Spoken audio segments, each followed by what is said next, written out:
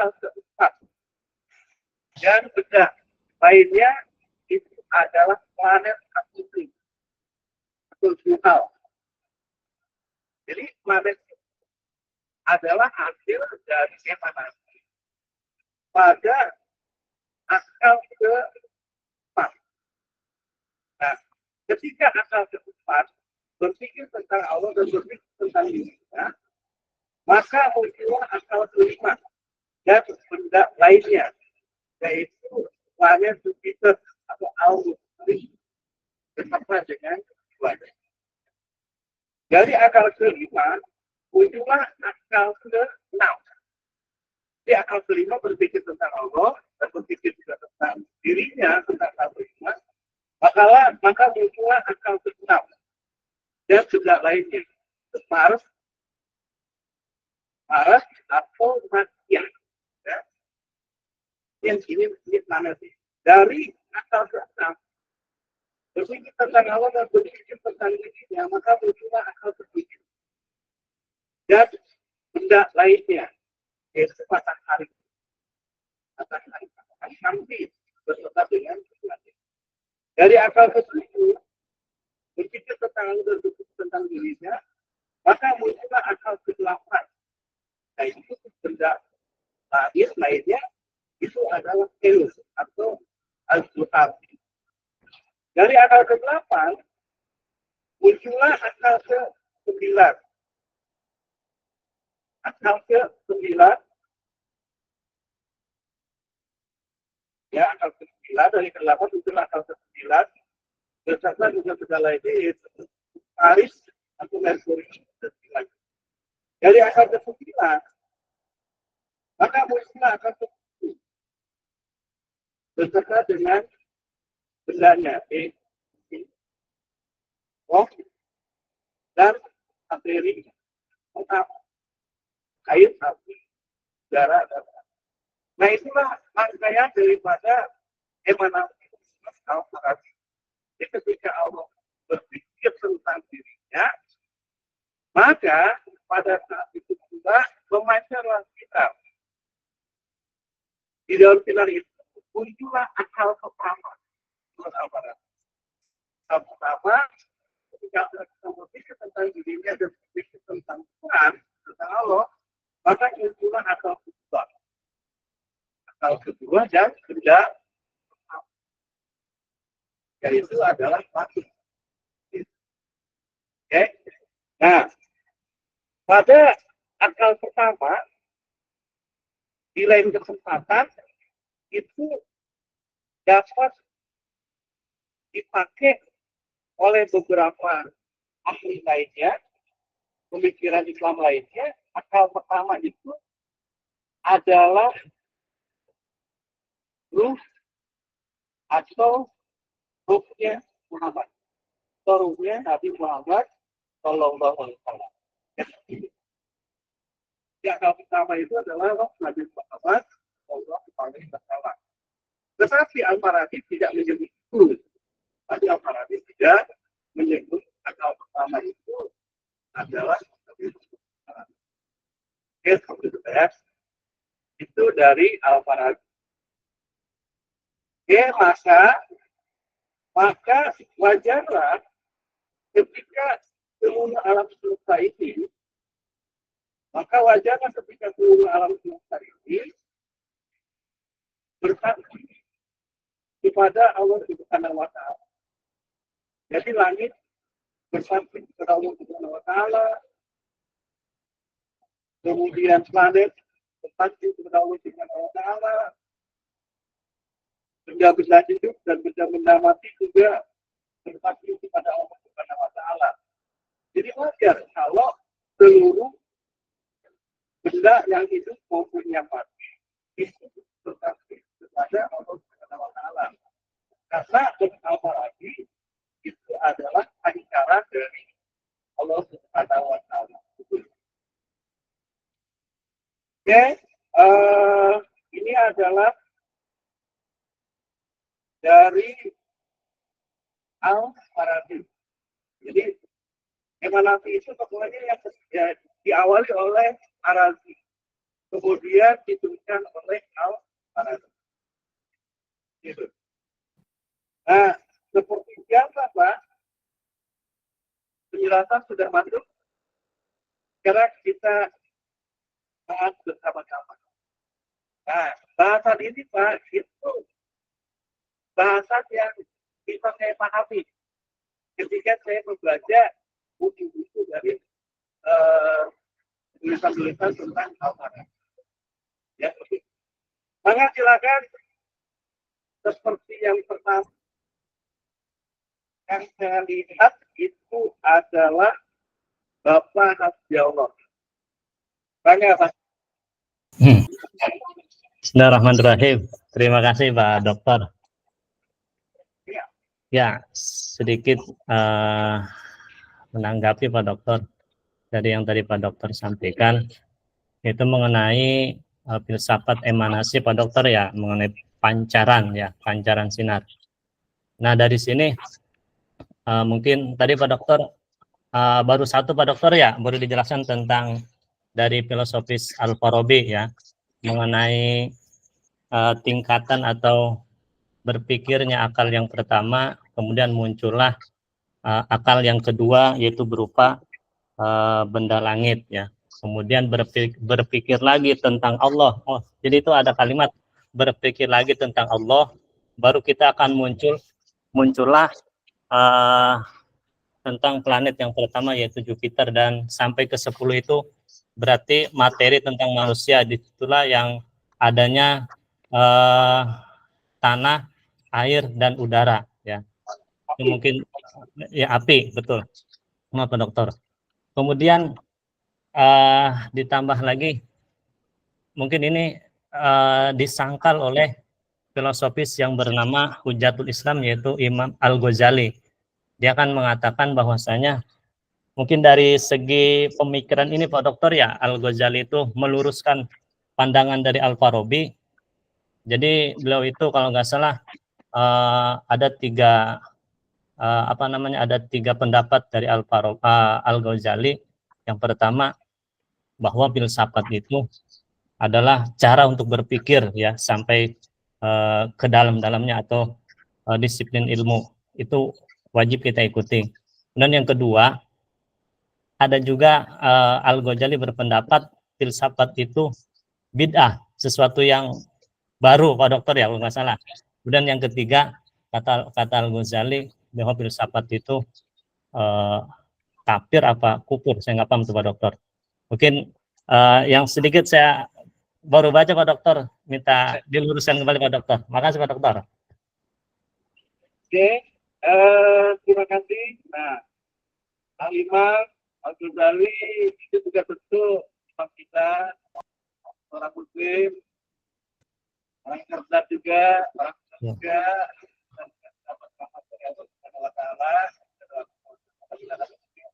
itu adalah orang Muslim. Ya. Nah, ada pun tadi dari namanya takut al-Farabi.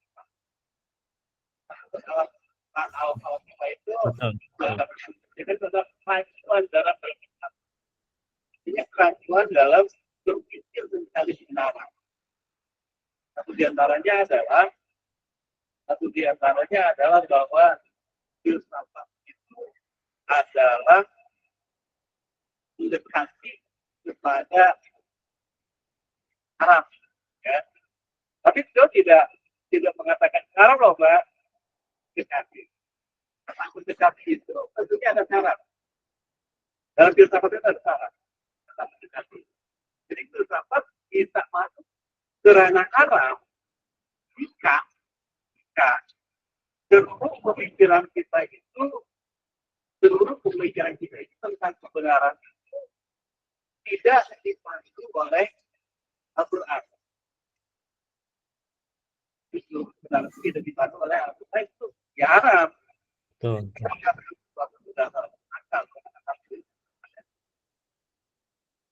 Bisa seperti itu Pak. Jadi yang dimaksud oleh Al-Farabi itu bukan filsafatnya Pak. Jadi contoh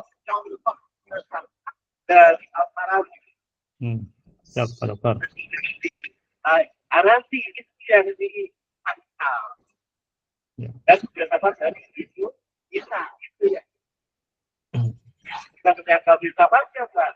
Ya. Harus apa? Kan? Nah, tentang apa namanya penciptaan alam semesta ini, orang Islam kepada para pemikir Islam itu memiliki atau apa namanya tergabung menjadi 3 bagian Pak, yang kita sebut sekarang. Ada orang atau kelompok orang yang berpandangan agnostik. Jadi begini, kita manusia tidak mungkin mengetahui asal usul terjadinya alam. Asal usul terjadinya alam itu hanya Allah yang tahu. Nah, kata Allah yang tahu itu itulah tahu agnostik. Jadi sampai di situ hanya Allah yang tahu tentang proses kejadiannya alam, proses kejadiannya malaikat, proses kejadiannya iblis, proses kejadiannya manusia, proses kejadian tanggal. Itu hanya Allah yang tahu. Itu adalah kaum agnostik. Boleh seperti itu? Ya boleh, Pak. Boleh aja, karena kan itu kan ada yang menginginkan positif saja ya. Nah, yang keduanya adalah kelompok keduanya adalah dari dia ingin tahu tentang proses terjadinya alam semesta. Tetapi dia berpendapat, mereka berpendapat itu adalah bahwa sesuatu ini awalnya tidak ada. Dan awalnya kita akan terjadi ada. Apa yang tidak mungkin bagi Allah? Tidak ada kan? Kita mungkin ya? Meskipun Allah memiliki sifat mungkin tidak ada, tetapi hal itu tidak mungkin bagi Allah tidak ada. Gitu. Ya. Nah, jadi Allah wajib itu. Adapun manusia itu adalah mungkin mewujud. Benda-benda itu adalah mungkin mewujud. Allah mewujudkan kita mungkin mewujud. Jadi saya hari ini sudah ada itu karena Allah. Tidak ada juga karena Allah. Tetapi Allah pasti ada karena Allah wajib. Itu penggagas utamanya atau penggagas utamanya atau apa ya? Yang berpikir seperti itu, para pemikir yang seperti itu adalah al-Islam al-Sisi. Dengan istilah filsafat Benjo X ini loh. Jadi penciptaan alam semesta ini dari tidak ada menjadi ada. Karena diadakan oleh Allah Subhanahu wa Ta'ala. Nah, tetapi ada orang yang tidak puas. Nah, kalau begitu, kalau Allah menciptakan sesuatu dari tidak ada, ya, kemudian mungkin akal kita mengatakan bahwa saat itu juga menjadi tidak ada. Karena awalnya tidak ada, jadi ada, kemudian menjadi tidak ada. Nah, pertanyaan inilah yang menyebabkan timbulnya kelompok ketiga. Kelompok ketiga maksud saya, kelompok ketiga itu tentang konsepnya yang mana itu. Jadi sekitarnya Allah itu adalah kekal. Segala sesuatu yang ada di sini ini adalah kekal. Karena berawal dari sinar yang kekal. Saya mau maaf ibu bapak saya agak sulit menjelaskan yang mana ini karena ada konsep sinar, Pak. Konsep sinar itu kan bisa saja terjadi pikir hari ini. Sinar api, sinar korek api, sinar apa. Tetapi beda semuanya, Pak. Karena sinarnya dari Allah itu berbeda dengan sinarnya yang ada yang diciptakan oleh Allah. Ya, seperti itu. Jadi, mohon maaf, kata-kata sinar ini jangan dibayangkan itu adalah sinar Allah. Itu sebagai apa jalan ya, Pak ya? Ini hanya pendekatan saja nih. Maka kalau manusia itu adalah hal, berarti manusia juga harus dari yang kekal. Jadi materi manusia juga harus yang kekal. Balik lagi kepada langsung bahwa manusia itu seakan-akan memiliki dua dimensi. Maksudnya yang lainnya, dimensi ruh dan dimensi materi. Ruh itu adalah kekal. Dia selalu terhubung kepada Allah SWT. Sementara materi itu tidak kekal. Dia menjadi kekal. Tetapi haknya materi itu bukan berarti materi itu tidak ada menjadi habis. Tetap menjadi ada. Cuma kekekalan forma atau bentuk dari materi itu menjadi tidak ada. Kekekalan forma. Kalau bicara kekekalan forma dan bentuk, itu kita mengatakan pada pendapatnya bentuk dan materi itu Pak. Oke, nah Al-Ghazali itu tidak secara langsung mengatakan bahwa filsafat itu adalah Arab, tetapi ada penyebabnya. Nah, misalnya seperti ini Pak. Ya. Ketika Al-Farabi menyatakan akal pertama, kemudian akal kedua, akal ketiga, akal kelima, akal kedelapan, dan akal ke. Nah, itu adalah pemicu dari Al-Farabi pada filsafat. Yang lagi bukan berarti apa mengharapkan filsafat spesifik kepada cara berpikir dari Al-Farabi. Maka sebaiknya kalau saya sih melihatnya Imam Al-Ghazali itu kan satu kelas ipar Pak. Itu adalah kelanjutan berpikir filsafat Al-Farabi dan intinya karena yang terakhir yang baik. Jadi seperti itu Pak. Siap, Barokor. Ya, mangga. Ya. Selanjutnya kita. Bos Eko mangga.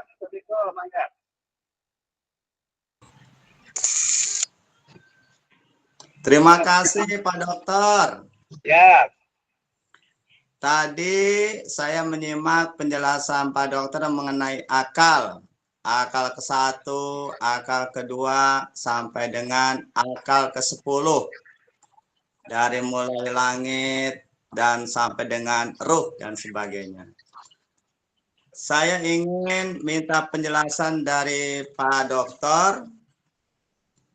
Apakah dengan akal ini manusia bisa menemukan keesaan Tuhan? Kalau Nabi kan jelas. Kalau Nabi itu bisa menemukan keesaan Tuhan dengan melalui wahyu. Nah, apakah pertanyaan yang lain, apakah dengan akal ini, dengan pemikiran manusia yang dimiliki, bisa menemukan keesaan Tuhan? Yang kedua, kenapa dibatasi Pak Dokter hanya sampai akal ke-10, tidak akal ke-11, 12, dan selanjutnya begitu, berdasarkan penjelasan dari Pak Dokter tadi. Terima kasih Pak Dokter, mohon penjelasannya. Oke, terima kasih Pak Ustadz Eko. Mohon maaf ya Kak. Mohon izin saya menjawab ya Pak Eko ya.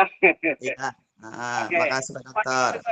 Nah, yang dimaksud dengan akal ke-1, akal kedua, akal ketiga, akal ke-4, sampai kepada akal ke-10 itu, nah ini mau dibedakan Pak, antara akal ke-1 sampai ke-10 itu dari indahnya Allah, dari emanasinya Allah, dengan akal yang ada pada diri kita sekarang, manusia.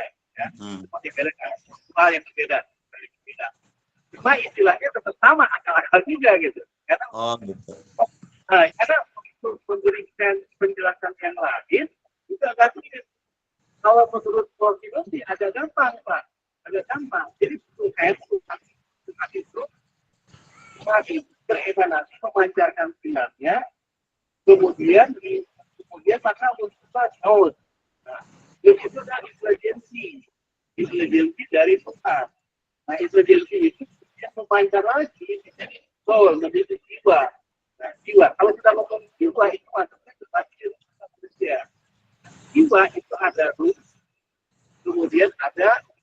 jasmani. Itu ada jasmani. Nah, itu terkoneksi kepada Allah Subhanahu Wa Taala. Kalau dari virus sih kita udah bedakan, Pak.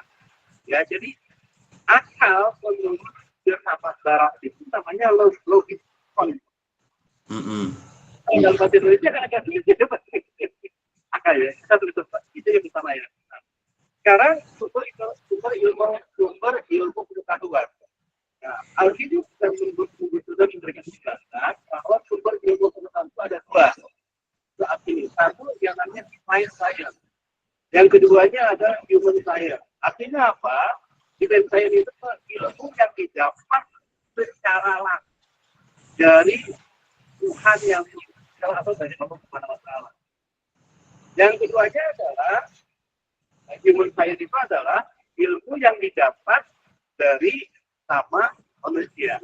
Pertanyaannya adalah, apakah dengan akal yang kita miliki hari ini, mampukah akal ini mengendalikannya atau menentukannya dan seperti yang lainnya? Ya. Nah, kalau kita balik kepada awal penciptaan manusia, ya, tentang apalagi di akal ini melahirkan tidak benda, dengan melahirkan tidak benda, maka kita bisa melihatnya dari rentetan kejadian manusia. Salah satunya adalah alam biologiku. Nah, dengan kalimat atau dengan ayat atau dengan kata alam biologiku bahwa manusia itu tidak sekali supaya mengenalkan kita. Karena ketika Allah sendiri, maka Allah ingin dikenali. Maka Allah secara emanasi apalagi menciptakan manusia ini. Saya dikenali. Nah, bagaimana cara manusia mengenali?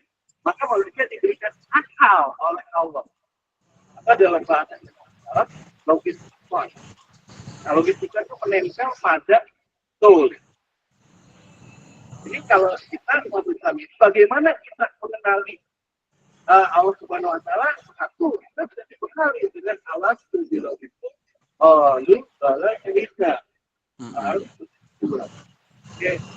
Kalaupun jalanan lagi di sosial, kalaupun manusia itu tidak mampu mengenali Allah, tidak mampu mengenali Allah, maka menurut Al-Qidus bahwa manusia itu memiliki jiwa tubuh yang dibekali dengan kalimat alam biologi, polubalan aida dan jasad. Maka kalau ketika dan jasad itu disatukan pada ini, maka kesimpulan jiwa. Kata Al-Qidus, jiwa itu memiliki tiga daya. Ada daya bertampil, ada daya bergerak, ada daya berpikir. Ketiga-tiganya itu penting.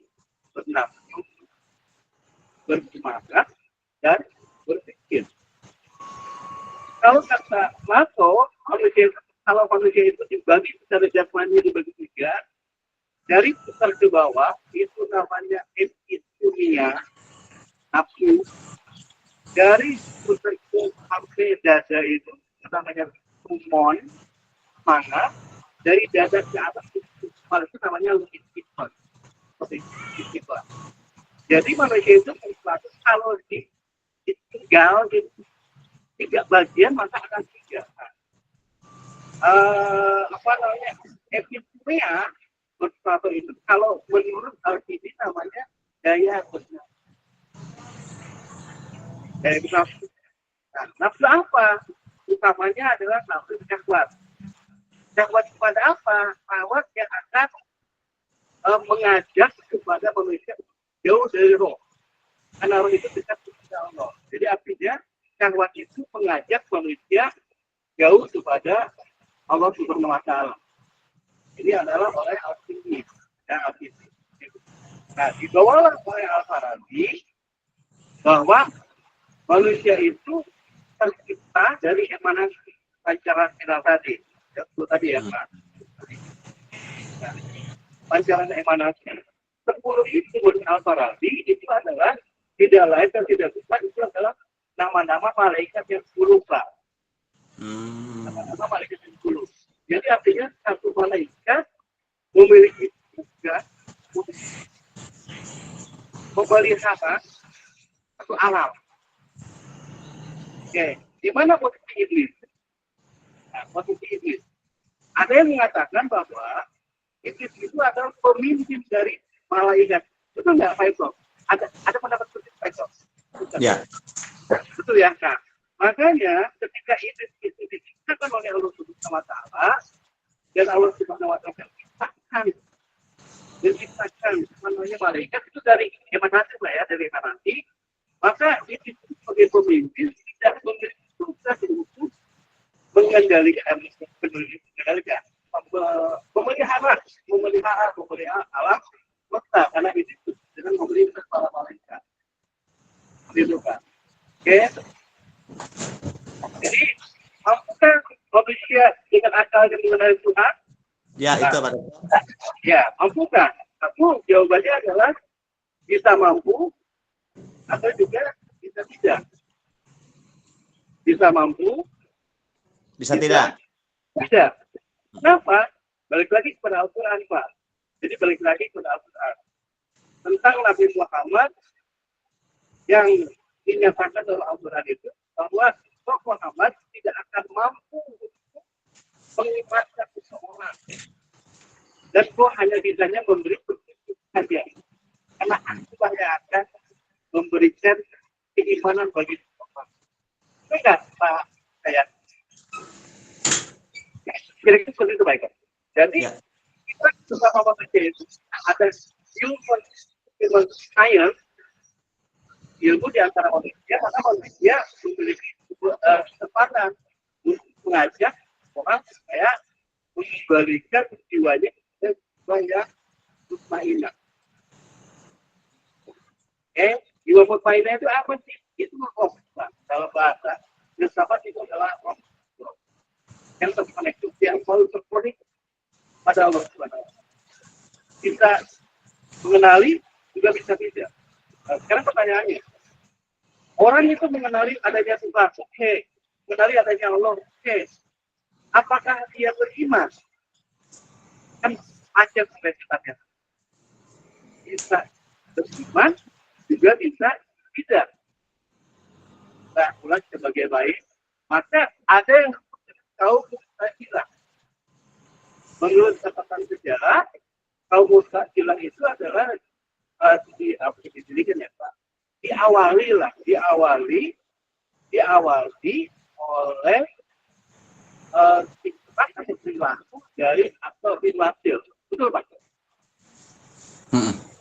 Yaitu Sayyidina Hasan al-Basri Pak, mengatakan bahwa orang kafir itu adanya di neraka. Tapi menurut Wahidin Nasr, orang kafir yang masih beragama Islam itu tempatnya di antara neraka dan surga. Nah, perbedaan itu saja menyebabkan adanya kaum Tuhan. Ini adalah konsep-konsep berfilsafat, Pak.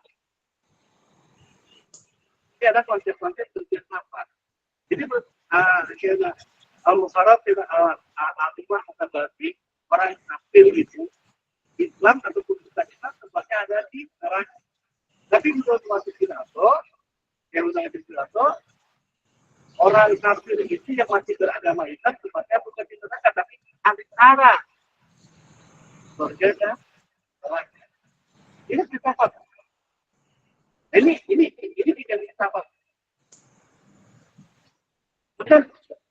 Bisa menjelaskan seperti itu, Pak Eko. Ada yang nggak paham Pak Dokter. Maksudnya berada di antara sorga dan neraka. Bagaimana nanti keadaan dia? Apa senang apa bahagia? Maksud saya gitu Pak Dokter. Kalau di antara sorga dan neraka. Iya betul. Betul Pak. Nah ini kan maksudnya gini. Kalau memang tidak ada antara surga dan neraka, Kalau tidak ada surga dan neraka, maka orang itu mesti bertempat di satu tempat. Ya gitu. Tetapi kalau memang dinyatakan ada antara surga dan neraka, di antara surga dan neraka itu seperti itu, maka itu jadi 3 tempat. Surga, tempat sementara atau tempat tinggalan, dia barangkali Pak. Barangkali itu berarti ya, sebelum dia bersih, terus dinaikkan kepada surga, ya kita rasa. Bagaimana rasa senang? Rasa tidak senang, rasa enak, dan rasa tidak enak. Dan seperti itu. Tentunya, menurut kita ini, akal kita mengatakan bahwa kita berbeda apa lagi. Tentunya, kesenangan yang didapat itu akan sedikit didapati oleh orang-orang yang ada di antara surga. Begitu juga dengan kesengsaraan akan didapati dibanding dengan orang yang ada di neraka. Kira-kira kayak gitu. Ya. Makasih Pak Dokter. Terima kasih. Semangat. Turun. Oke, Mangga, silakan. Yang lainnya.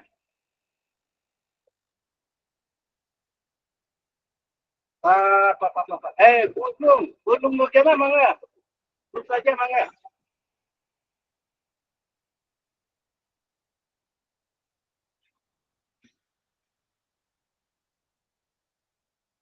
Gunung Nurjana ada. Pak Muhammad Safuan, Mangga. Pak Kiai, Mangga.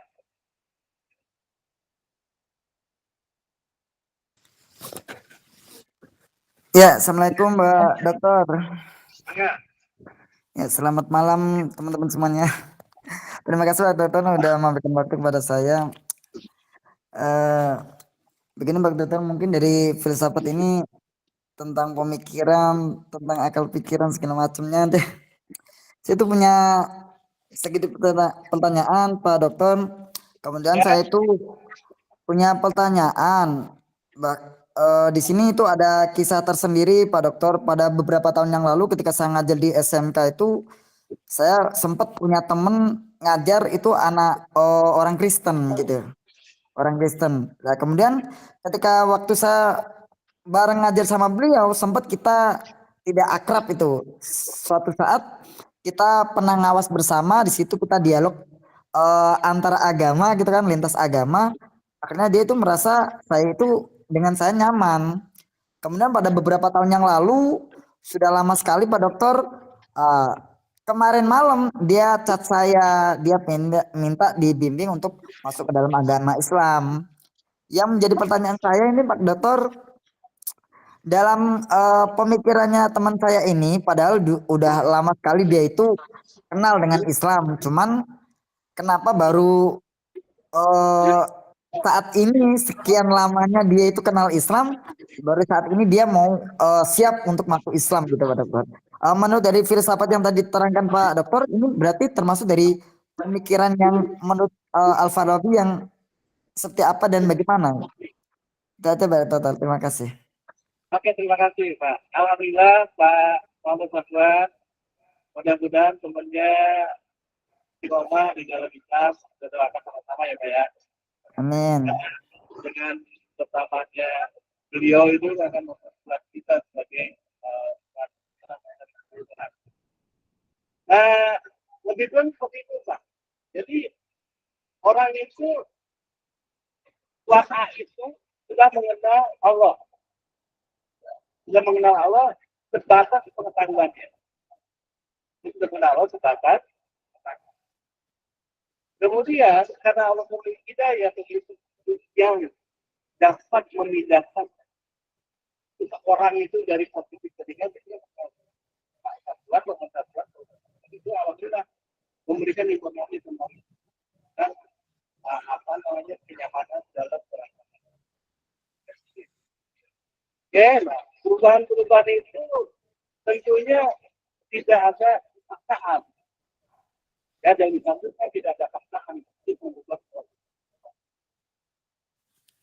itu adalah konsep kita. Yang pertama adalah satu pertemanan, dijaga dengan sebaik-baiknya. Kemudian waktu sebaik-baiknya begini, kita tahu batasan mana makanannya halal, mana makanannya haram, ketika kita berpikir berbagai. Tuh, ya jangan semuanya dicicipin.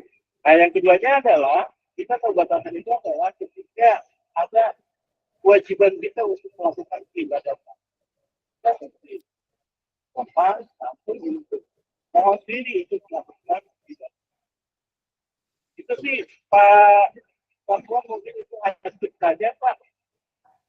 Hanya tips saja itu. Karena pada dasarnya itu tadi Pak, tuan air itu meskipun dia agama muda, tetapi ketika tuan air itu dalam kandungannya 40 hari ketiga, 40 hari ketiga itu dia sudah tugas ke dalam apa itu kalau syahid. Itu Pak kita Pak. Ya, terima kasih Pak Dokter atas pencerahannya. Silakan.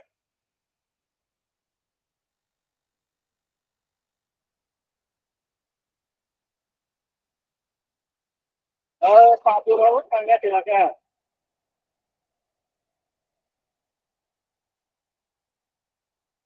Baik, Assalamualaikum dok.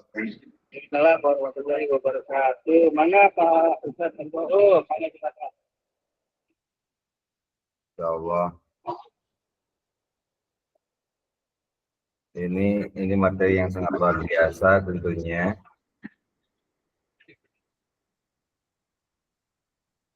Halo. Ya, silakan.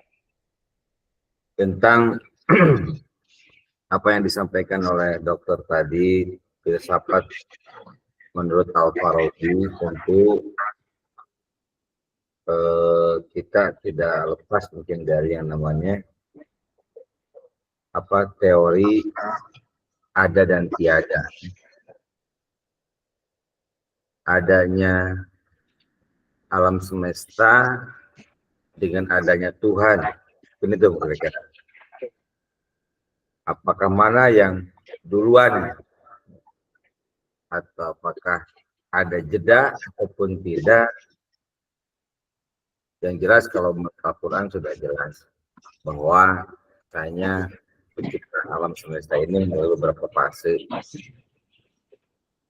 Tapi ketika ditafsirkan dalam penafsiran para ahli pemikir, terutama Imam Al-Ghazali, bahwasanya yang ada itu hanya satu, hanya tunggal sifatnya, bahwa semuanya asalnya tidak ada, menjadi ada, dan akan tiada. Yang ada cuma satu, hanya Allah. Dan adanya Allah tidak diawali dari tiada. Itu untuk menjadi sebuah dasar pemikiran yang betul-betul harus kita tancapkan mungkin dalam hati kita masing-masing, bahwasanya itu yang sejatinya menjadi dasar pemikiran kita semua. Kemudian kalau kita berpikir lagi, mungkin ada yang disebut dengan dalam filsafat Islam itu kan ada yang katakan tasalsul dan ada yang katakan daur. Tasalsul itu yang mungkin bisa dikatakan apa namanya, mata rantai ya, mata rantai ataupun bisa dikatakan daur. Seperti gini, kalau di dalam bahasa Sunda itu hayam heula atau nok heula gitu. Ini sesuatu yang seperti hal biasa, tapi kalau dipikirkan sangat luar biasa keberadaan. Hanya sangat luar biasa, kita pun harus betul-betul mengakui para pemikir-pemikir terlebih dahulu dari sifatnya yang tentang teori metafisika itu, yang asalnya yang sifatnya ada ataupun tiada. Ya, ini hikmahnya mudah-mudahan kita dengan belajar ilmu filsafat ini mampu menambah keyakinan kita bahwasanya kita semuanya tidak ada, yang ada hanya Allah Subhanahu wa Ta'ala. Itu aja mungkin, Dok. Ya, terima kasih.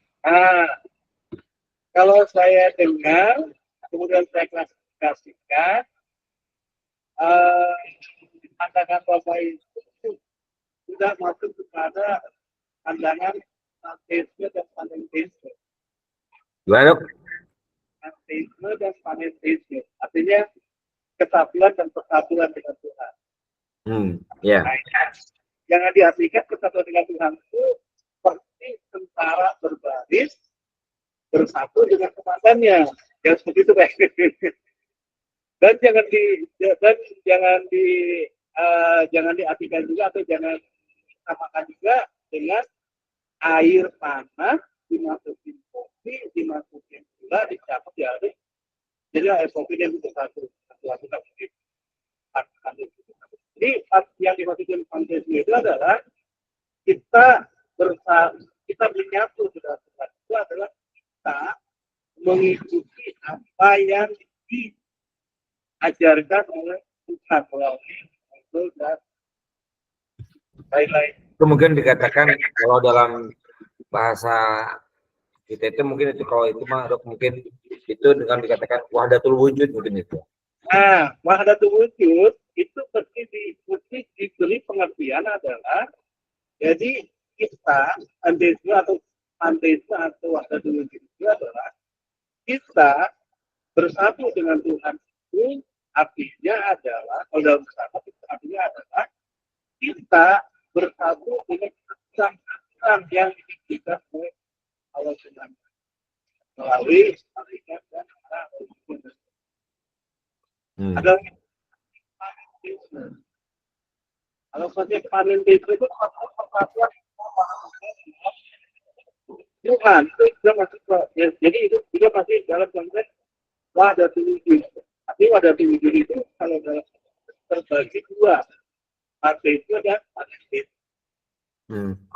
Ya, jadi oleh para pemikir Islam, ya, para pemikir Islam maka digabung di satu. Iya betul. Ada dulu.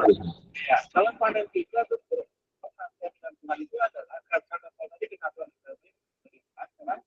Kalau persatuan dengan Tuhan itu adalah kita selalu mengandalkan Allah Subhanahu wa Ta'ala untuk mengatasi persoalan kita. Satu Tuhan. Itu. Jangan diartikan bersatu itu ya Allah ada di dalam saya. Kalau ada di dalam saya, misalnya ada konteks itu pun yang bisa terjadi. Nah, itu maksudnya ke dalam filsafat agnostik. Apa? Filsafat? Agnostik. Hanya Allah yang tahu. Allah itu ada di sisi saya. Ketika seseorang merasakan kehadiran Allah di dalam hidupnya, sesungguhnya itu tidak sesuai. Nah itu berarti kan kita masuk kepada konsep panteisme atau wahdatul wujud. Ya seperti itu. Tapi sekali itu boleh saja terjadi karena Allah itu adalah maha kuasa. Kita bermaksud dengan siapa saja. Tetapi manusia itu hanya dapat merasakan ini saja. Itu sudah Allah bilang. Sama jadi bukan juga ada RT. Kalau bukan syukur, RT itu bukan juga ditanya oleh RT itu kamu bisa kemana harganya berapa, sama sebetulnya RT tahu. Tapi kalau bekerja ke RT tidak mesti diberitahu kepada tukang syukur kita detail. Ya itu analoginya. Itu juga dengan kita. Kalau masa mengetahui tentang kita, tetapi kita terbatas. Tapi itu bukan salah satu pemikiran para filosof juga, bukan itu? Seperti itu. itu sudah dari awal, Pak. Yang paling dekat adalah dari Plotinus. Okay. No, Soul, dan Budi. Pancasila. Oke, jadi artinya apa? Artinya memang kita menurut emanasi dari Al-Farabi itu berawal dari yang ada. Yang ada itu ada Allah. Ya. Kemudian di sini ada lagi Pak tentang penciptaan alam semesta itu ada tempatnya dalam alam semesta. Jadi ada tempatnya dalam penciptaan alam itu di dalam Al-Qur'an ayat 27 sampai 33.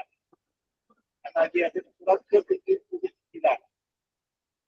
Ya, maka silakan yang lainnya kalau untuk buka silakan Pak. Yep. Makasih dok. Ya. Surat An-Nazi'at surat ke-79 ayat 27 sampai ayat 33.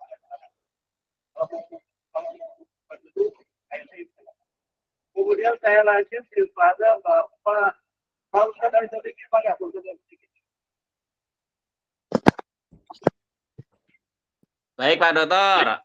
Assalamualaikum warahmatullahi wabarakatuh. Assalamualaikum warahmatullahi wabarakatuh.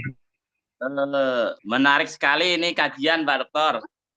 Berkaitan dengan teori emanasi, yaitu pancaran cahaya. Dari entitas tertinggi menuju entitas rendah, gitu ya. Dari Tuhan menciptakan makhluknya, begitu ya. Dalam teori emanasi ini, apakah dari entitas rendah ini bisa mengenali entitas tertinggi? Apakah bisa mengenal entitas tertinggi atau yang absolut itu, memiliki kekuasaan absolut? Cukup, Mbak. Oke. Masih ada Kiai Kali. Cukup, Pak Dokter.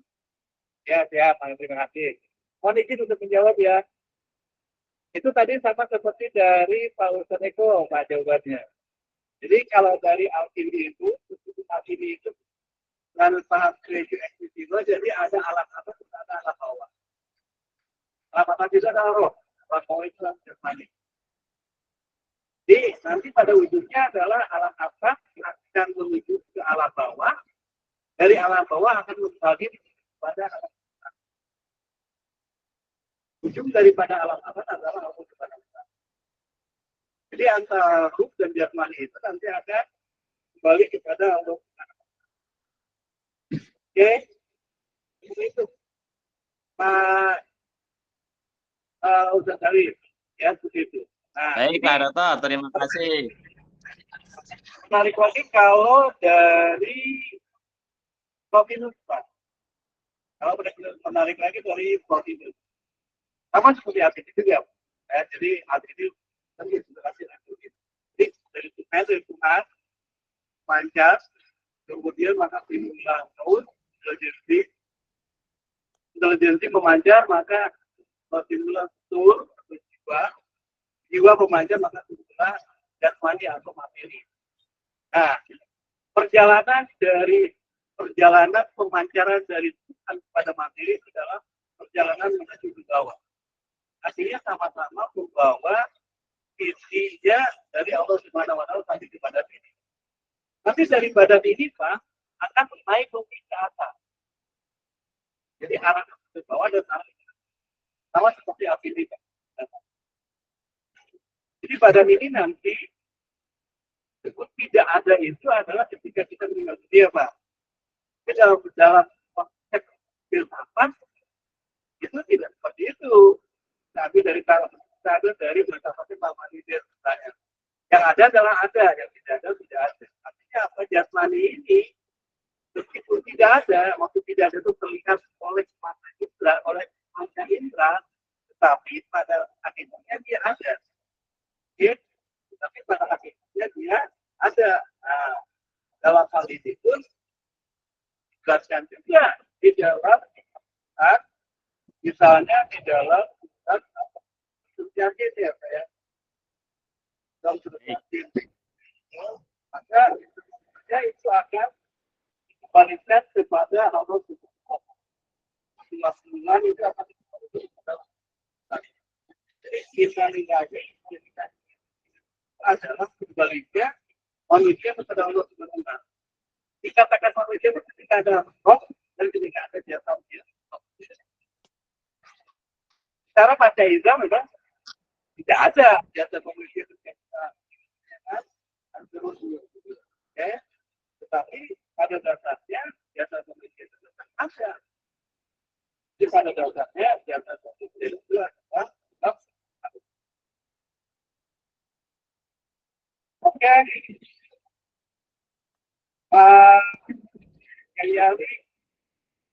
Kali maaf saya hanya bisa itu. Saya ingin ke Bulu Negara. Mana Bulu Negara?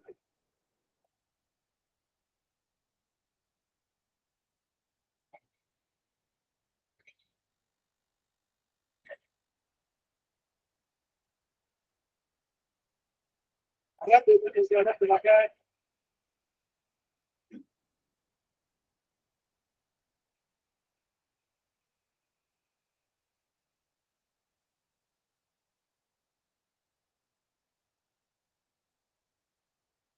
atau ke Pak Santiago mana atau Santiago? Lagi. Siapa dokter? Bismillahirrahmanirrahim. Masih penasaran Pak Dokter? Jadi pokok bahasan malam ini adalah tentang akal ya Pak Dokter ya, karena akal itu adalah salah satu anugerah Allah ya yang paling istimewa bagi manusia. Dari akal itulah kita bisa berpikir, yang pertama bisa mengenal Allah, kemudian dari mengenal yang pertama, akal pertama itu bisa berpikir, muncullah tadi yang berupa langit dan lainnya, sampai dengan akal awal sampai dengan akal akhir dalam teori Al-Farabi. Dan Pak Dokter, yang tadi saya utarakan mengenai Al-Ghazali yang pertama itu kan berfilsafat itu bagus, boleh untuk menemukan satu ilmu pengetahuan. Nah, apakah ini dikhususkan untuk para mutakalimin atau ahli-ahli teolog, Pak Dokter? Karena mungkin untuk bagi kaum yang ya katakanlah kami atau saya awam nih Pak Dokter, apakah itu sifatnya yang kedua atau yang keberapa itu? Yang kedua itu kan ada bahasa tentang bid'ah, atau yang ketiga tuh kata Imam Al-Ghazali adalah khawatir muncul kekufuran tuh gimana ya Pak Dokter? Tapi berangkat dari disiplin ilmu ya, untuk kita menemukan satu pengetahuan itu lewat berfilsafat itu, ternyata kita dalam berjalan itu atau berpikir itu kita jadi ada titik temunya kebijaksanaan Pak Dokter. Betul kata Pak Dokter dari awal itu kan betul, karena kita berfilsafat itu untuk mencari kebenaran atau kebijaksanaan. Itu aja Pak Dokter. Mohon diarahkan lagi Pak Dokter. Oke, siap. Nah, Al-Imam Al-Ghazali itu hidup di antara tahun 1000 sampai itu 1000-an, Pak. Tahun 1000 sampai 8 gitu ya. Pokoknya di Tahun 1000. antara 10-11 ya. Farabi kan hidup di ya.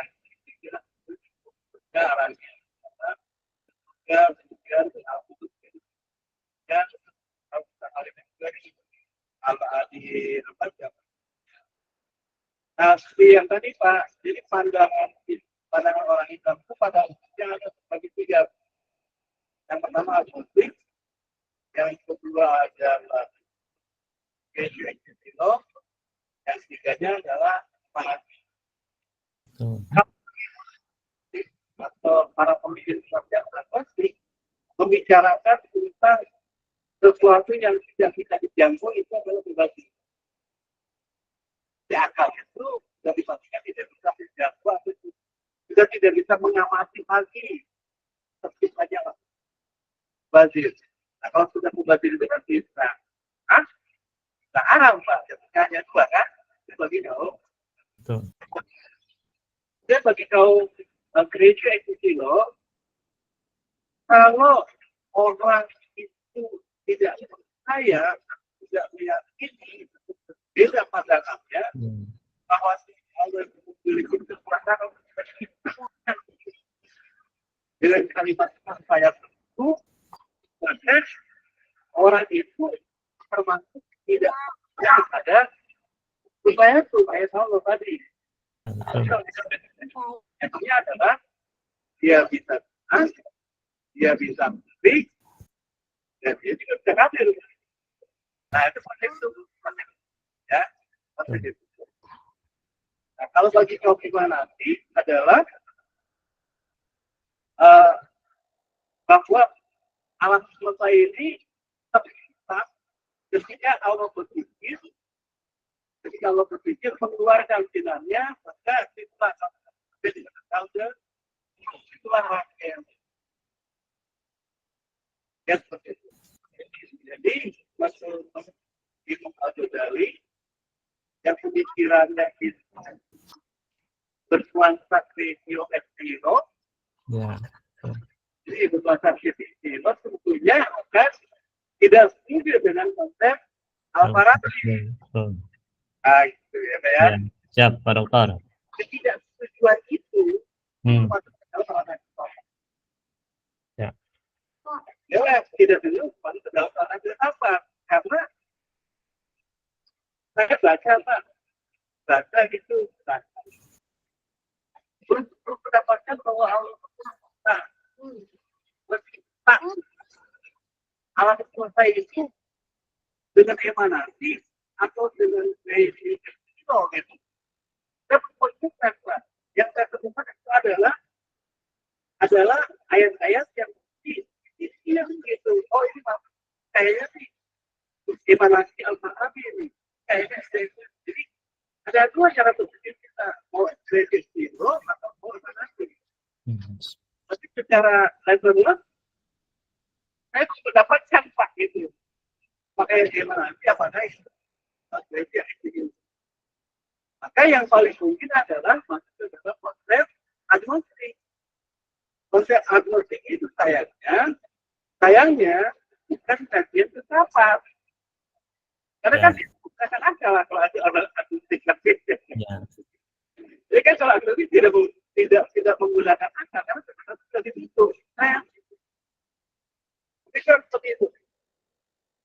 Terima kasih.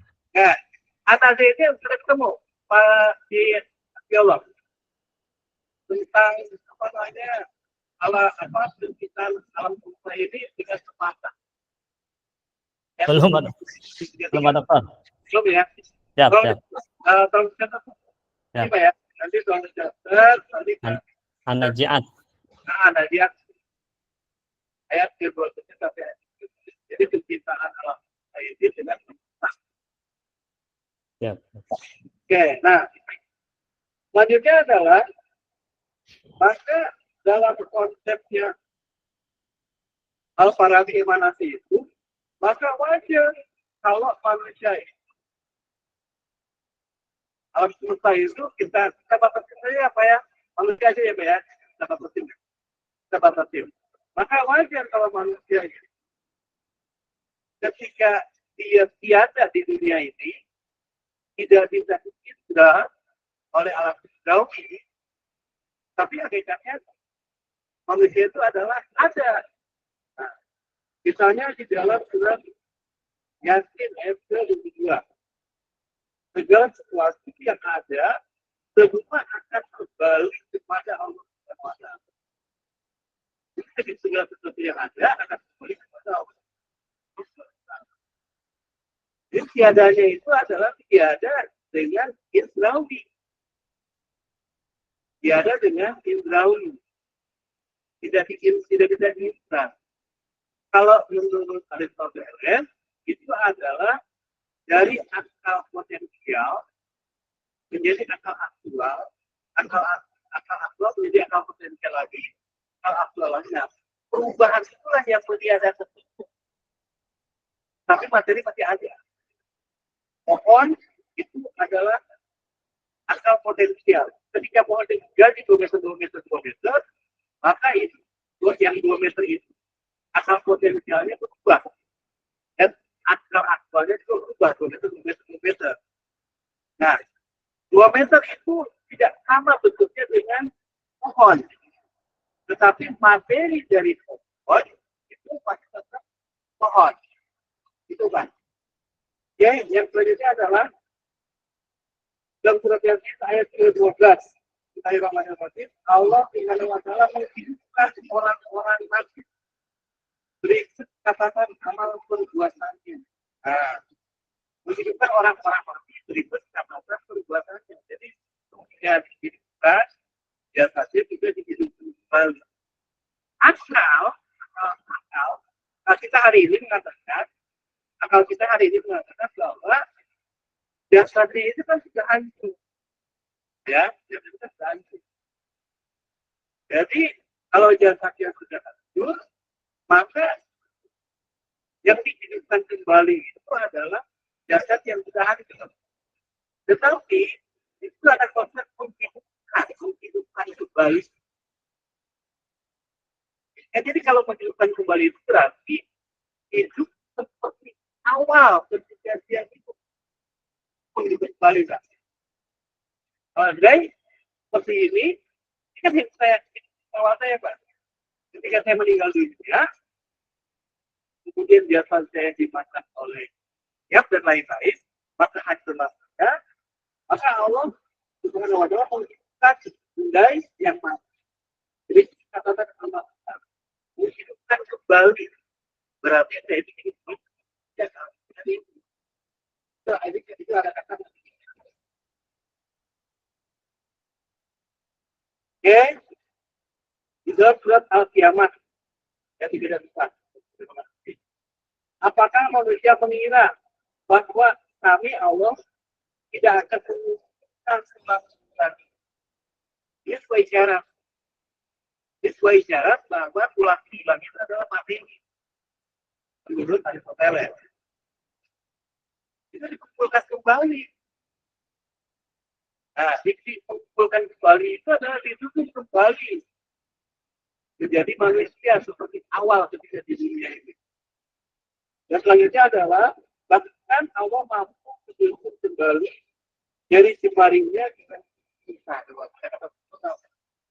berarti ketika kita mati, jatuh kita dimakan banyak, dimakan nafas. Jadi Allah nanti menghidupkan kembali dengan sempurna. Oke, lebih kurang seperti itu, Pak.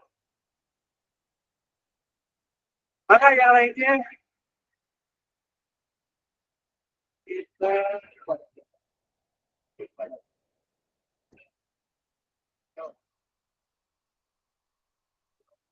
Ahmad Firdaus. Mangga, Pak Ahmad Firdaus.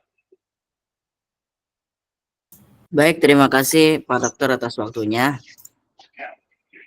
Izin bertanya. Assalamualaikum warahmatullahi wabarakatuh, Pak Dokter. Warahmatullahi wabarakatuh.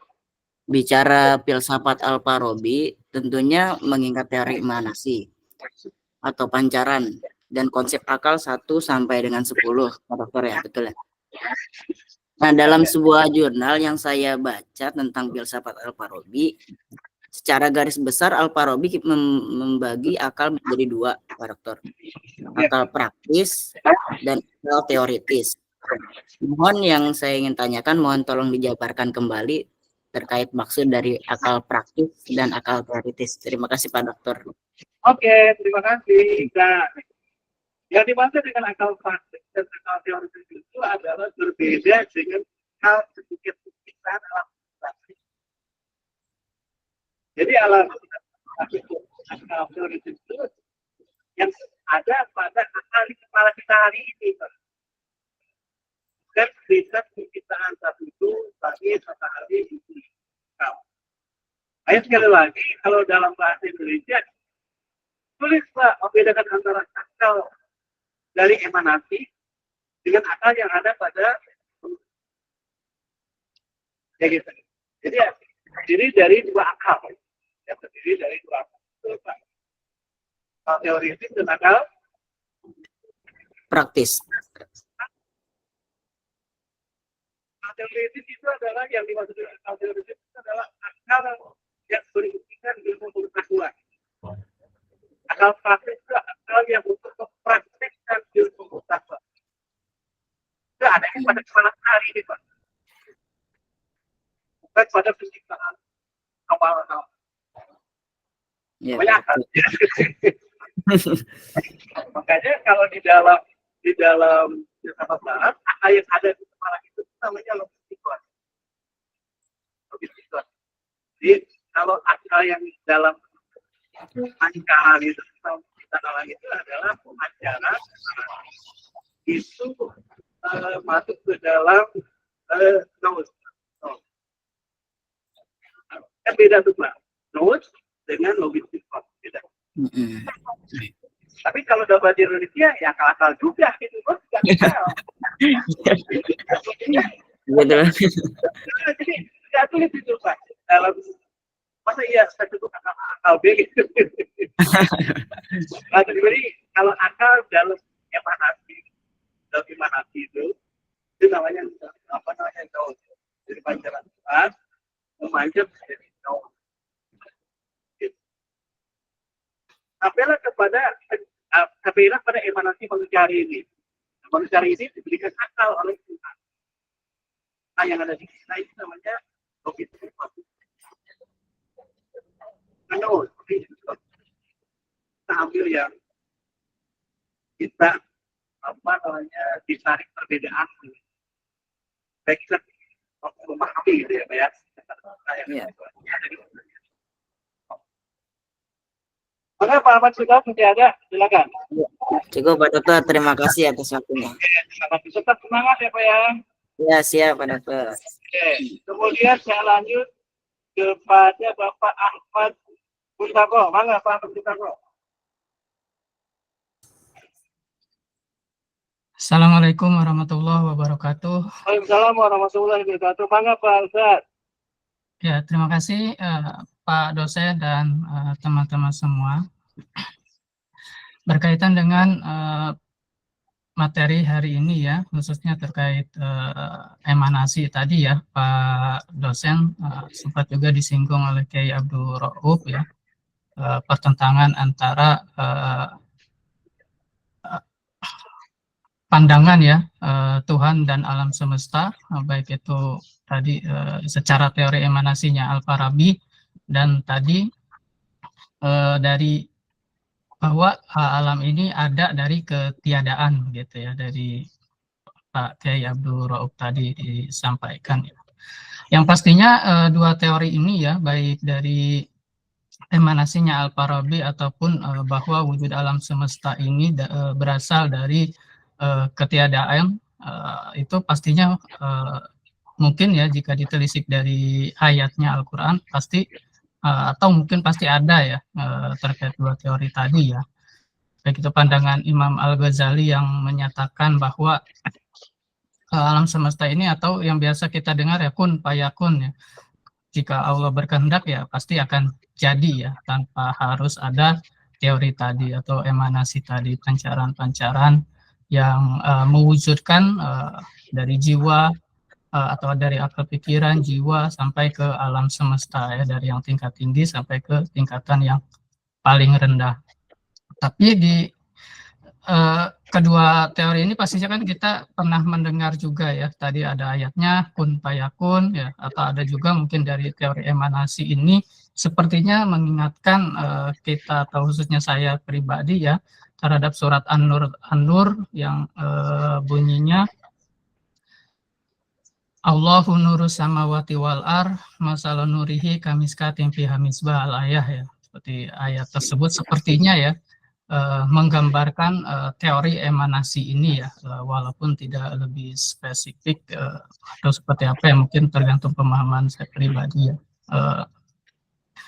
keterbatasan pemahaman saya pribadi. Nah, kaitannya ini Ini kan pasti baik itu Imam Al-Ghazali ataupun Al-Farabi ini kan memiliki pandangan bisa sangat bertentangan ya. Karena kalau menurut teori emanasi ini kan seperti kehendak Tuhan itu terbatas gitu karena pemancaran cahaya itu ya seperti alamiah aja begitu. Sedangkan yang pendapatnya tadi yang seperti singgung juga kayak Abdul Rauf dari tiada menjadi ada itu kan lebih absolut gitu. Kehendak Tuhan itu lebih kuat karena Allah bisa berkehendak apapun ya tanpa harus memancarkan atau seperti apa ya. Tapi nyatanya sepertinya kedua-duanya ini ya memang ada di Al-Quran. Nah, itu bagaimana pandangan kita sebagai umat Islam ya, khususnya atau mungkin pernah juga ya ilmuwan-ilmuwan dari kita, baik yang dulu-dulu ataupun yang zaman ini ya mungkin pernah membahas itu bagaimana sih pandangan-pandangannya itu untuk menimbulkan keragaman yang luar biasa tadi, Pak dosen. Terima kasih. Oke, terima kasih Pak. Oke, sekali lagi pandangan umat Islam atau para pemimpin Islam itu ada 3 aspek. Isu eksternal dan tidak ada lagi emanasi. Nah, kesemuanya itu adalah diserahkan kepada para pembaca. Jadi para pembaca dia menilai, tapi yakin kepada ketetapan ya. Misalnya salah satu apa namanya yang selalu ditanyakan itu adalah tentang gunaan dibahas tentang upaya apakah upaya itu sertifikat ataukah upaya itu sebuah isyarat bahwa Allah yang menjadikan sesuatu dengan segala kebiasaan. Nah, itu salah satu contohnya misalnya di dalam Al-Quran, di dalam surat An-Nazi'at. Nazi'at itu ayat 1 sampai kepada ayat 33 bahwa Allah itu menciptakan alam semesta itu dengan selepasan. Nah, itu Pak. Kira-kira begitu. Nanti sama oleh Pak Tata Ahmad Mustafa tinggal direnungkan saja karena kita direnungkan saja Pak. Direnungkan saja. Apakah makna dari kehidupan itu jadi ketiga ataukah makna dari kehidupan itu adalah kekuatan Allah untuk dijadikan sesuatu tanpa adanya halangan. Tinggal di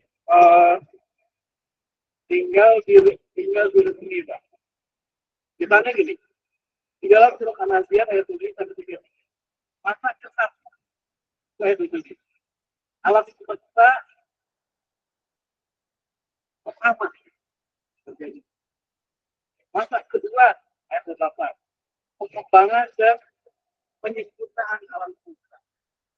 Masa ketiga ayat 9. Pembentukan tata surya, bumi dan sebagainya. Masa keempat ayat 30. Awal mula daratan di bumi. Apakah begitu kan? Masa kelima pengiriman air ke bumi. Masa keenam ayat 32-37 proses geologi. Lahirnya manusia serta sebagai makan bumi. Nah ini oleh Pak Ahmad Mustafa kita dengan para mahasiswa yang lainnya tinggal direnungkan saja Pak. Kira-kira filsafat manakah yang paling Bapak bisa pahami? Ini kan pengetahuan. Filsafat mana yang paling Bapak? Apakah ratio ini loh dari tidak ada menjadi ada, ataukah emanasi ada pancaran dari ada Allah dia berusaha alam. Oke, lebih kurang seperti itu, Pak Ahmad Mustafa. Siapa pastinya ini lebih masuk akal teori emanasi sih Pak. Ya, terima kasih Pak dosen. Oke, terima Mungkin kasih. sedikit menambahkan Pak Dokter, Silakan. dari fase-fase yang mana Allah menciptakan alam semesta ini kan ada 6 fase ya. Kalau nggak salah itu ada Azoikum, Erhozoikum, Protozoikum, dan terusnya sampai di masa Cenozoikum. Mohon sedikit dijelaskan, bisa nggak dulu? Seperti apa itu? Ya, saya tidak membawa Al-Qur'annya, Pak. Ini hanya catatan saya saja. Atau mungkin Pak Kiai Abdul Ma'ruf bisa membacakan kita bahas bareng-bareng. Maka ke-1 ayat 27. Dan hari ini ketiga itu pakai hadis. Ya, mangga. Mungkin teman-teman mahasiswa ada yang bawa handphone, kemudian kita An-Nazi'at ayat 27.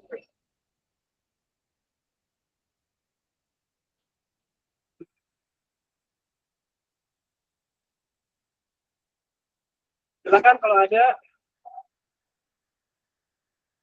buka di saja Pak di internet barangkali.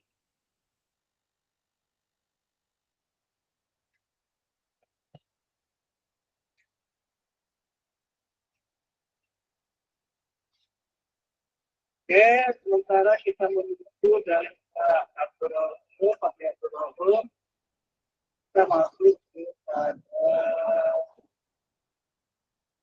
Ibnu ada Ibnu mencatat, maka silakan. Ibu dari Pak Abdul Rahim. Maka betul.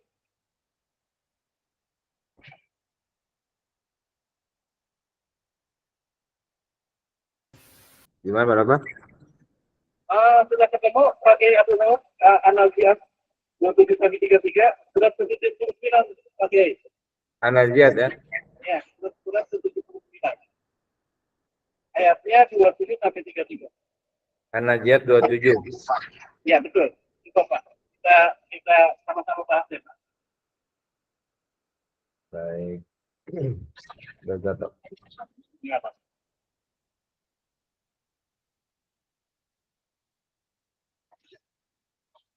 Sambil nunggu Pak Kiai Abdul, saya ke Pak Dede Suparman, mana Pak Dede Suparman? Sambil nunggu Pak Kiai. Ya Pak Dokter. Silakan. Sangat menarik nih dari tadi nih pembahasan nih Pak Dokter, luar biasa. Banyak ilmu yang kita ambil dari para suhu-suhu nih, dari teman-teman semuanya. Terima kasih banyak. Yang mungkin saya ingin menanyakan nih Pak Dokter terkait dengan filsafat Al-Farabi gitu, dengan keterkaitannya dengan agama itu seperti apa sih gitu? Apakah filsafat Al-Farabi itu bersumber dari Al-Quran gitu ya? Kalau agama kan memang sumbernya kan ke Al-Quran lagi gitu kan? Karena memang ada beberapa pemikirannya yang mungkin di Al-Quran juga ada gitu.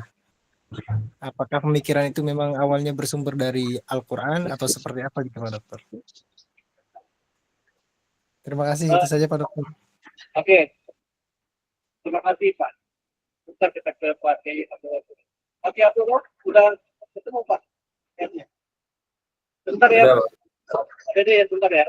Terima kasih Pak Kiai. Mangga silakan. An-Nazi'at ayat 27 nih Pak.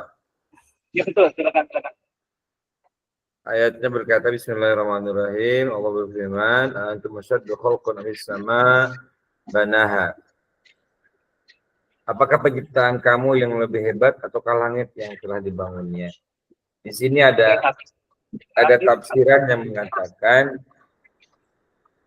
bahwa kalau tafsir wajih itu berbicara apakah penciptaan kamu yang lebih hebat ataukah langit yang, ini secara logika penciptaan langit yang demikian luas tentu lebih sulit daripada penciptaan manusia secara logikanya ya.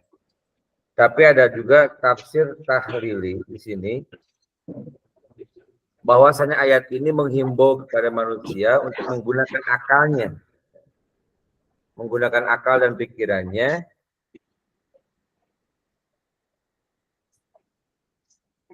untuk membandingkan penciptaan dirinya yang kecil dan lemah dengan penciptaan yang alam semesta yang demikian luas dan sangat kokoh. Hal ini menunjukkan kekuasaan Allah. Bahkan Ibnu Khaldun menggambarkan keadaan manusia yang terlalu mengagungkan kemampuan logika tanpa mengasah kalbunya dengan mengatakan bagaimana manusia dengan otaknya yang sangat besar atau hanya sebesar timbangan emas mau digunakan untuk menimbang alat semesta. Artinya walaupun kita berpikir keras gitu kan, kita tetap memang diperbolehkan oleh Allah tafakkaru fi khalqillah wala tafakkaru fillah. Silakan kalian berpikir tentang apa yang telah Allah ciptakan, itu kita bebas berpikir. Bagaimana tentunya pemikiran-pemikiran ini harus ada dasar yang mendasari, baik itu dengan dasarnya Al-Quran maupun hadis Rasulullah. Itu yang dasar yang paling utama. Tapi jangan sampai kita mentafsirkan Al-Quran juga dengan tafsir yang sifatnya tafsir akal semata kita, pemikiran kita gitu ya, atau bisa dikatakan tafsir biroi. Maka jaminannya kalau kita dengan ro'yu kita, ya kata Rasulullah, neraka yang juga subhanahu wa ta'ala. Artinya tetap kita diperbolehkan mentafsirkan seperti apa penciptaan alam semesta ini, walaupun sungguhnya Allah subhanahu wa ta'ala sudah menggambarkan bahwasanya Allah menciptakan alam semesta ini 6 hari dengan fase-fasenya. Kemudian mungkin ditafsirkan oleh Al-Farabi, oh ini teori humanitas, ya, ciptakan yang besar dulu, kemudian yang semi besar sampai yang terkecil, ya.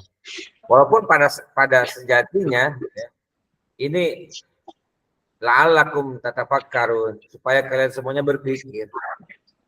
Itu. Jadi emang kita diperintahkan oleh Allah, ya, ulil albab untuk berpikir semuanya. Ya, yang terpenting pemikiran kita tidak melenceng gitu, Dok. Mungkin Dok seperti itu. Atur nuhun. Nah, kita sampaikan dulu yang berbandingin antara penciptaan alam, ya. Dan yang kita bahas adalah apakah upaya itu tempatnya itu sekali terjadi atau bertahap. Tapi kalau dipikirkan atau dilakukan ya seperti itu. Nah, balik lagi kepada Pak Dedek Sabran. Jadi Al-Farabi itu di abad 8 gitu Pak. 8 kan lah hanya masuk kan.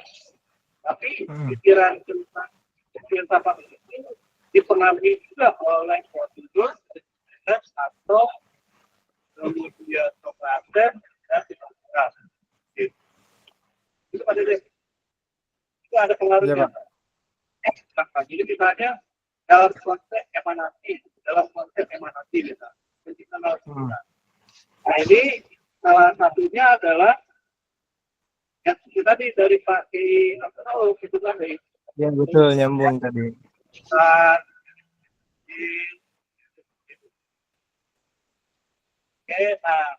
mungkin Darwin mengatakan itu adalah teori gitu. Atau dengan kata lain Big Bang.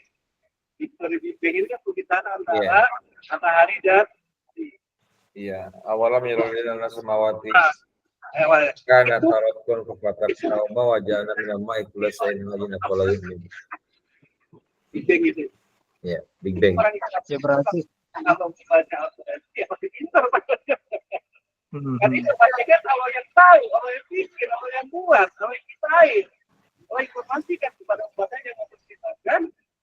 Jadi orang Islam itu kalau mau membaca Al-Quran atau berpikir, gitu kan, kita pasti pintar kan. Tidak ada yang terdapat. Nah itu cara tadi ajar. Terima kasih Pak Kero. Pak Dede, pun ada. Mungkin Cukup, ini Dokter. Kenapa Pak Kiai? secara garis besar, Dok, kita yakini bahwa para ulama-ulama terdahulu itu ketika mereka mengeluarkan ide-ide pikirannya itu, makanya al-ulama warasatul anbiya, ulama itu adalah pewarisnya para nabi, kita yakinkan itu, sehingga dengan pemikiran-pemikiran mereka tentunya kita yakini Al-Farabi mengeluarkan teori yang tadi itu tentu dasarnya dari ini, dari anaziat ini, ya, bisa dikatakan seperti itu, ya, dan semuanya pasti mendasar melalui kajian penelitian yang mungkin tidak memungkinkan untuk menghasilkan pemikiran itu dalam waktu yang sebentar. Pasti ada waktu yang dihasilkan, bahkan mereka itu untuk menghasilkan sebuah pemikiran itu, ulama-ulama terdahulu itu, Masya Allah, ya, bisa berpuluh-puluh tahun untuk menghasilkan sebuah karya. Kalau kita sekarang hanya bisa membacanya saja, mungkin bisa dikatakan menonton gitu. Menonton karya-karya mereka semua, beliau-beliau semua. Ya mudah-mudahan sedikitnya kita bisa mencoba untuk berpikir, mencoba untuk mencontoh mereka walaupun mungkin agak jauh, macam kayak bihung gitu kan, orang mah bisa dikatakan gitu ya. Intinya hikmahnya mudah-mudahan dengan pemikiran para filosof, baik itu Muslim maupun non-Muslim, tapi harus kita yakini kalau yang Muslim itu pasti semuanya berdasarkan ayat-ayat Al-Quran. Yakin itu. Ya, yakin itu. Insya Allah itu berdasarkan. Berbeda dengan filosof-filosof yang terdahulu, seperti hanya filosofi Yunani, walaupun mereka tetap diakui sampai saat ini, pemikiran-pemikirannya kita pun yakini bahwa melalui penelitian yang tidak sebentar. Sehingga dengan teori-teori muncul teori relativitas, teori Big Bang, black hole, dan lain sebagainya. Itu proses-proses penciptaan alam semesta yang sejatinya, sehingga ada salah satu yang menemukan Big Bang itu sendiri, ya, itu kan ditemukan oleh orang Amerika. Ketika menemukan teori itu, ternyata dalam Al-Quran ada, beliau kan langsung mengucapkan 2 kalimat syahadat. Awalam yarul ladzina kafaru anna samawati wal arda kanata ratqan fafataqnahuma wa ja'alna minal ma'i kulli shay'in hayyin. Itu teori Big Bang, ternyata bahwasanya alam semesta itu awalnya adalah satu, kemudian terjadi sebuah dentuman yang sangat besar, menjadi berpecah belah, ada yang ke langit, ada yang kemana, ada yang menjadi planet-planet kecil. Dan ini kesananya untuk supaya kita semuanya berpikir, kenapa Allah bisa menciptakan sebegitu indah dengan desain-desain yang sangat luar biasa yang Allah ciptakan, supaya sejatinya kita diberikan akal, pikiran, terutama adalah keimanan. Setelah kita dipikirkan, kita yakini itu semuanya ciptaan Allah Subhanahu wa taala, dan mudah-mudahan menambah keimanan untuk kita. Mungkin itu dulu. Ya. Terima kasih Pak. Terima kasih ya Pak Dede ya. Ya Pak Dokter, cukup.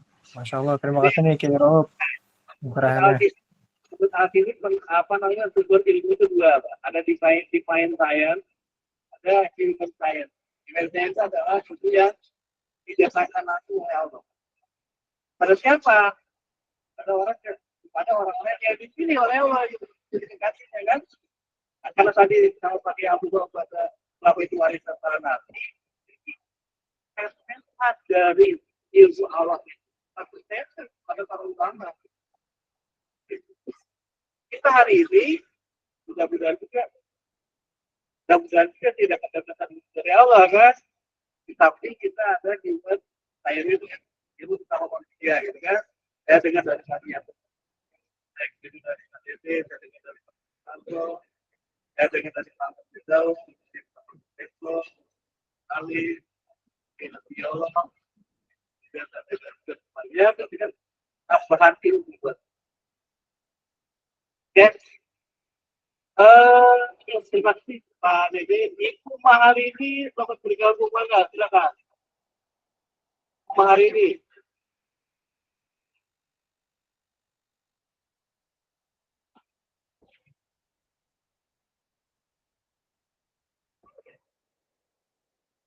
Mari silakan.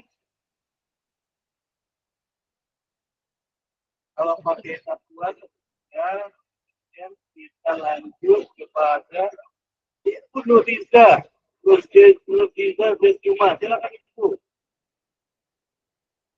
Ibu Nurdiza silakan. Mohon izin Bapak, tadi kan Bapak bilangnya kalau Ya. para filsuf ulama tuh hidayah dari Allah ya. Terus berarti kalau filsuf maksudnya orang-orang pilihan Allah gitu. Berarti kalau filsuf barat itu Allah cuma ngasih ilmu dunia aja ya Pak, atau gimana Pak? Oke, terima kasih. Terima kasih ya. Jadi satu. Nah, tentunya ilmu itu terbagi menurut Al-Kindi. Menurut Al-Kindi bahwa ada yang disebut dengan divine science dan mungkin yang dari business science. Al-Kindi ini adalah pemikiran dari Islam. Ketika kita orang Islam memandang orang non-Muslim, kalau begitu orang non-Muslim itu dapat ilmunya dari manusia saja dong, dari belajar saja dong, kan seperti itu. Nah, sebetulnya ini juga tidak, karena bagi kita harus paham bahwa Allah itu rahmatan lil alamin. Mungkin kalau di Fatihah Allah itu adalah ada perbedaan antara Ar-Rahman dan ada perbedaan antara Ar-Rahim. Ar-Rahman itu adalah kegembiraan ataupun kesenangan ataupun kesejahteraan yang diberikan oleh Allah kepada semua orang, tidak memandang suku bangsa dan agama, semua orang. Ar-Rahman. Ini untuk dijelaskan sama pakai Al-Ghazali. Kemudian ada lagi Ar-Rahim. Kalau Ar-Rahim itu adalah kesenangan, kegembiraan, dan seterusnya, itu hanya diberikan kepada orang-orang yang dipilih oleh Allah, termasuk diri kita, Alhamdulillah, yang itu, ya kepada orang-orang yang beriman. Jadi begitu ya, Ibu Nurdiza, tidak ada ekonomi dari Allah. Oh, Allah itu tidak memberikan ilmu pengetahuan pada orang non-Muslim tidak, karena tadi ada Bismillahirrahmanirrahim dan ada kata Ar-Rahman. Tetapi kita orang Muslim memiliki satu kata lagi, Ar-Rahim. Gitu. Kalau begitu, ada berpikir lagi, tidak. Kalau gitu Allah tidak adil ya. Bukan Allah tidak adil. Bukan Allah tidak adil, karena orang itu tidak mau menggapai Ar-Rahim. Kalau orang itu mau menggapai Ar-Rahim, dia pasti dapat Ar-Rahman dan Ar-Rahim. Mungkin itu Ibu Nurdiza barangkali masih dilanjut seperti itu, Mangga. Silakan. Mohon izin Bapak sudah sepertinya. Terima kasih Bapak ilmunya. Oke, Mangga ya. Jadi kita harus meyakini bahwa kalimat Bismillahirrahmanirrahim itu ditujukan kepada Ar-Rahmannya, kepada seluruh alam semesta. Katakanlah tidak manusia itu tidak dipandang dari agama dasarnya, harus menjadikan oleh Allah dengan filsafat yang nanti menurut Farabi. Tapi Ar-Rahimnya ini hanya diberikan oleh Allah kepada orang-orang yang mengikuti apa yang Allah ajarkan, apa yang Allah inginkan. Termasuk diri kita. Semoga. Kemudian kita berlanjut kepada ini ya, sudah 18 nih. Satu lagi deh, Ibu Siti Rahmah. Mana Bu Siti Rahmah? Terakhir mana? Siap, Bapak dosen. Assalamualaikum warahmatullahi wabarakatuh. Assalamualaikum warahmatullahi wabarakatuh. Terima kasih atas waktunya dan ilmunya yang sangat luar biasa. Saya mah nyimak aja. Ya, memang belajar ilmu filsafat itu kitanya harus kuat fondasi ilmu tauhidnya. Ya, Pak Dosen ya. Tadi nyambung dengan Pak Yai Abdul Rauf juga luar biasa ya. Masya Allah. Jadi yang ada tiada seperti itu ya. Kalau kata almarhum Ua Ajengan mah itu Allah ya ayana Allah henteu dimimitian ku eueuh. Ayana Allah moal ditungtungan ku eueuh. Jadi huwal awal wal akhiru. Itu. Jadi konsepnya memang dengan kita belajar filsafat ini ya membuka cakrawala ilmu kita, namun tetap kita pondasi tauhidnya harus kuat. Insya Allah kita termasuk orang-orang yang berpikir ya tadi afala tatafakkarun dan insya Allah kita termasuk orang yang berpikir dan berzikir. Insya Allah. Itu saja Pak Dosen. Terima kasih. Terima Ya. kasih. Nah, Aristoteles itu di abad 3 sampai 2, abad 4 sampai 3 sebelum Masehi itu sudah menyatakan bahwa Tuhan, bahasa kita Tuhan, Tuhan itu adalah prima causa. Tuhan itu ada. Tuhan itu ada. Dan tidak mungkin tidak ada. Iya, la maujuda illallah ya. Itu dari Aristoteles dulu. Sebelum Aristoteles ya. di abad 3 sampai abad 4 sampai abad 3 lah.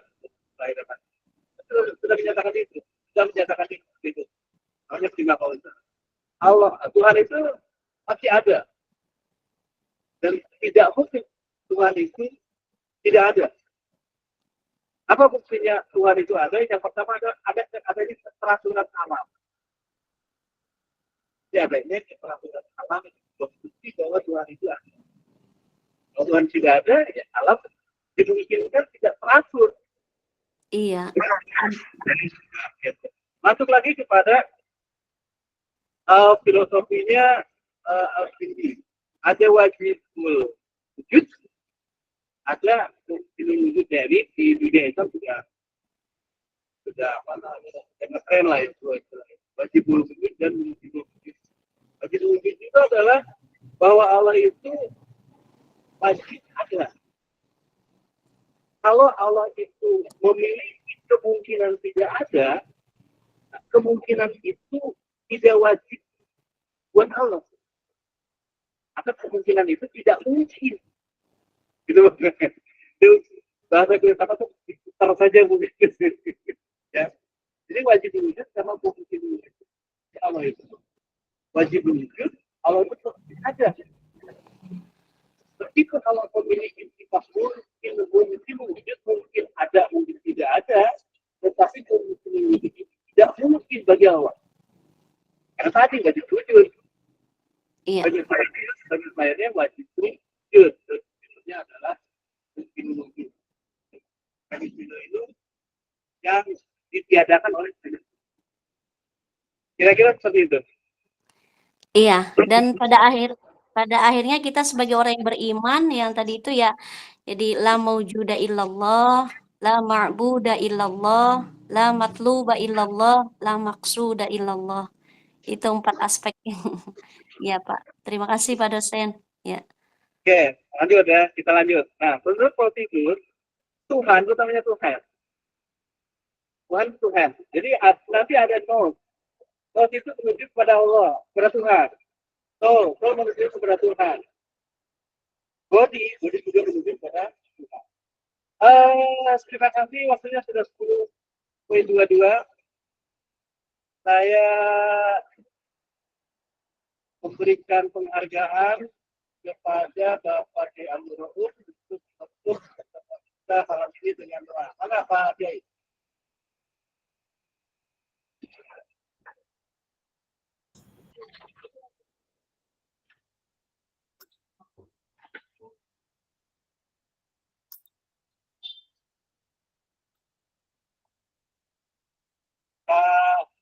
Kiai Abdul Rauf, silakan kita tutup dengan doa.